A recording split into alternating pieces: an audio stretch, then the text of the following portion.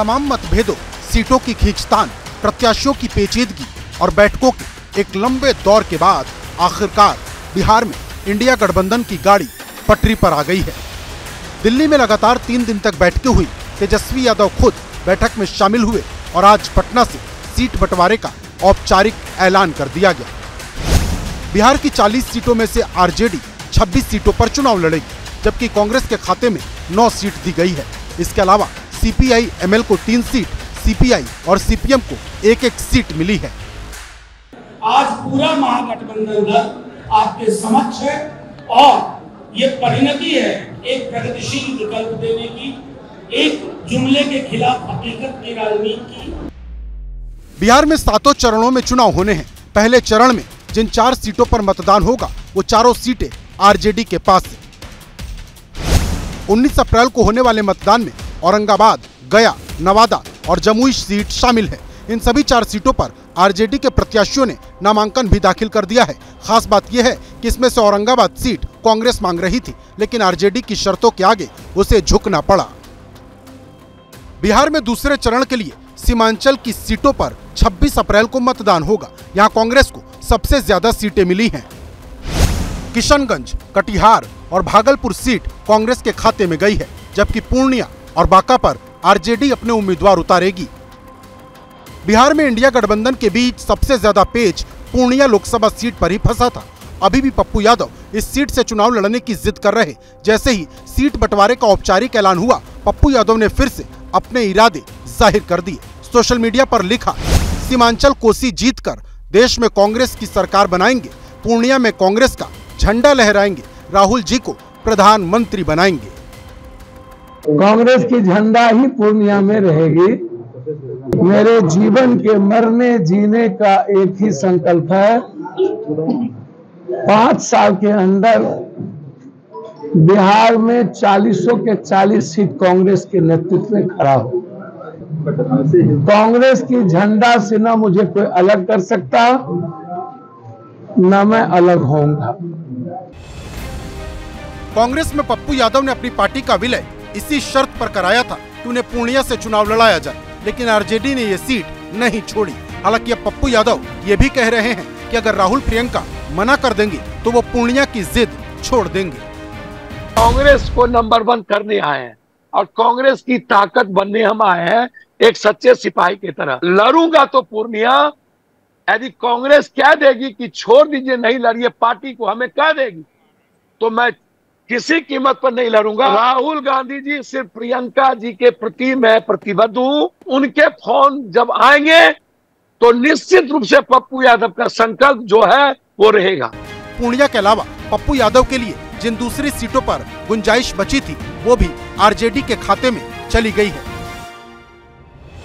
तीसरे चरण में बिहार की 5 लोकसभा सीटों पर वोटिंग होगी। इसमें सुपौल और मधेपुरा भी है। पप्पू यादव के सामने इन 2 सीटों का भी ऑप्शन था, लेकिन ये दोनों सीटें आरजेडी ने अपने पास रखी हैं। तीसरे चरण में झंझारपुर और अररिया में भी मतदान होंगे। ये सीट भी आरजेडी के पास है, जबकि सीपीएम को जो इकलौती सीट दी गई है वो खगड़िया है, जहां तीसरे चरण में वोटिंग होनी है। पप्पू यादव से पूछिए उनसे क्यों गोड़ छू के प्रणाम करने जा रहे हैं। आशीर्वाद जब नहीं मिलता है तब दूसरी तीसरी तरह की बात बोलते हैं। अपना काम उनको करना चाहिए। एक तरह से देखा जाए तो पप्पू यादव के 2024 में चुनाव लड़ने की इच्छा पर लालू यादव ने ग्रहण लगा दिया है। चौथे चरण में बिहार की 5 सीटों पर वोटिंग होगी। इसमें मुंगेर, उजियारपुर और दरभंगा सीट आरजेडी के खाते में गई है, जबकि समस्तीपुर से कांग्रेस अपना प्रत्याशी उतारेगी और बेगूसराय सीट सीपीआई के खाते में गई है। ये वही सीट है जहां से कन्हैया कुमार पिछला चुनाव लड़े थे। कांग्रेस इस बार भी ये सीट मांग रही थी, लेकिन सीपीआई ने कन्हैया कुमार के लिए सीट नहीं छोड़ी। बिहार में 20 मई को 5वें चरण में जिन 5 सीटों पर मतदान होना है, वहां भी एक सीट कांग्रेस के खाते में गई है। इसमें सीतामढ़ी, मधुबनी, सारण और हाजीपुर में आरजेडी अपने उम्मीदवार उतारेगी, जबकि मुजफ्फरनगर से कांग्रेस को अपना प्रत्याशी उतारना होगा। बिहार में छठे चरण में सबसे ज्यादा 8 सीटों पर 25 मई को मतदान होने हैं। इस चरण में जिन सीटों पर चुनाव होगा उसमें 2 सीट कांग्रेस के खाते में गई है।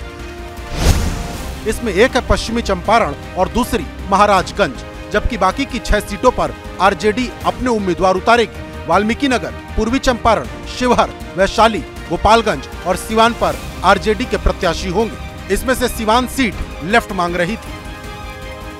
आरजेडी और कांग्रेस का दावा है कि वो बिहार में एनडीए को करारी शिकस्त देंगे। सीट बंटवारे का ऐलान होते ही तेजस्वी यादव ने सोशल मीडिया पर लिखा, 2024 में बिहार से एनडीए साफ है। इसके जवाब में एनडीए ने कहा 40 में से 40 सीट पर जीत पक्की है।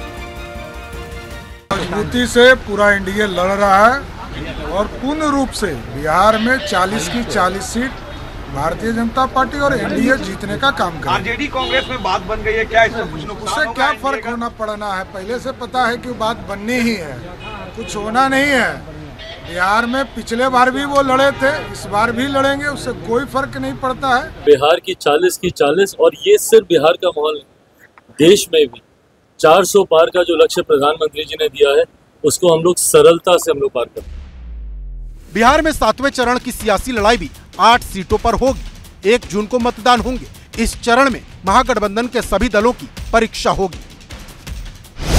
पाटलिपुत्र, जहानाबाद और बक्सर सीट आरजेडी के हिस्से में गई है। पटना साहिब और सासाराम से कांग्रेस अपना प्रत्याशी उतारेगी। सीपीआई-एमएल को जो 3 सीटें मिली हैं, उन तीनों सीटों पर 7वें और आखिरी चरण में मतदान है। इसमें नालंदा, आरा और काराकाट लोकसभा सीट शामिल है।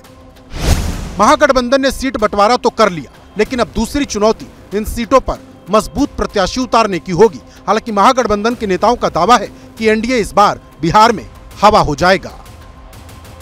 सीटों का बंटवारा हुआ है, इसकी घोषणा आज हो गई आधिकारिक रूप से।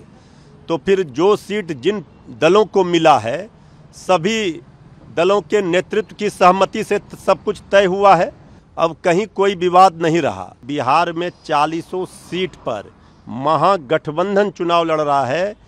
कांग्रेस पार्टी हो, राष्ट्रीय जनता दल हो, वामपंथी पार्टियां हो, 40 सीट पर हम जीतेंगे, मजबूती से लड़ेंगे और ये कहीं कोई मुकाबले में एनडीए नहीं रहेगा। 2019 में जब लोकसभा चुनाव हुए थे तो बिहार में एनडीए का जबरदस्त जादू चला था। किशनगंज को छोड़कर बाकी सभी 39 सीटों पर मोदी, नीतीश और रामविलास पासवान ने जीत दर्ज की थी। जब तक नीतीश कुमार इंडिया में शामिल थे तब तक महागठबंधन की उम्मीदें आसमान पर थी। लेकिन नीतीश कुमार की घर वापसी के बाद बिहार में इंडिया गठबंधन की चिंता फिर बढ़ गई है।